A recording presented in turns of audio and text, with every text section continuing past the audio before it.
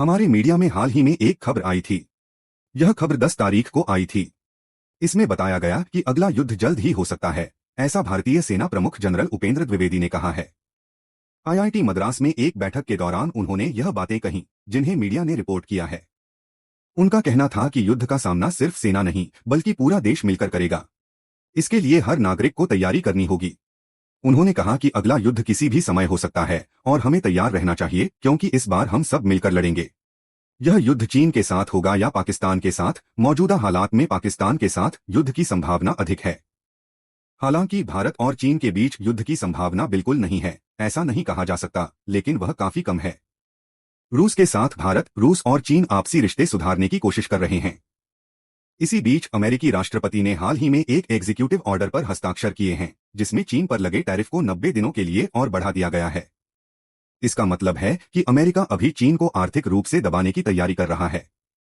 America नहीं चाहता कि चीन और भारत दोनों मजबूत हों, लेकिन अमेरिका जानता है कि चीन को तुरंत कमजोर करना आसान नहीं है, इसलिए उन्होंने टैरिफ को अस्थायी रूप से बढ़ा दिया है और सही समय पर फिर कड़ा कदम उठाएंगे।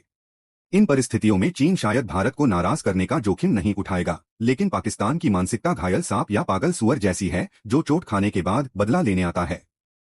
पाकिस्तान को भारत से हाल ही में करारी हार मिली है।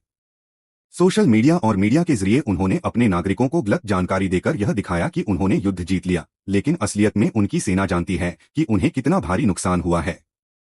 इस वजह से उनके पलटवार की संभावना है। ट्रंप ने एक बार कहा था कि भारत पाकिस्तान का युद्ध उन्होंने रोका, जिसे भारत ने नकार दिया। लेकिन पाकिस्तान ने ट्रंप के इस दावे का स्वागत किया और उनके साथ रिश्ते बेहतर करने का मौका लिया। ट्रंप ने दावा किया कि उन्होंने एक बड़े परमाणु युद्ध को रोका और इस पर अपनी उपलब्धि बताई। अमेरिका में रहते हुए पाकिस्तान के आर्मी चीफ असीम मुनीर ने धमकी दी थी कि अगर भारत बांध बनाएगा तो वे हमला करेंगे। यह धमकी शायद ट्रंप की अप्रत्यक्ष सहमति से आई हो। अगर अमेरिका की अप्रत्यक्ष मदद से पाकिस्तान एक बार फिर भारत पर पूर्ण पैमाने का हमला करता है, तो ट्रंप भी इसे चाह सकते हैं, ताकि युद्ध बढ़ने पर वे शांति दूत बनकर बीच में आए, युद्ध रोकें और भारत को मानना पड़े। इस तरह वे अपने तरीके से बदला लेंगे। हालांकि भारतीय सेना प्रमुख ने अमेरिका या पाकिस्तान को लेकर कोई सीधी टिप्पणी नहीं की, लेकिन उन्होंने कहा कि युद्ध की संभावना निकट है और हमें तैयार रहना चाहिए। ऑपरेशन सिंदूर पूर्ण पैमाने का युद्ध नहीं था।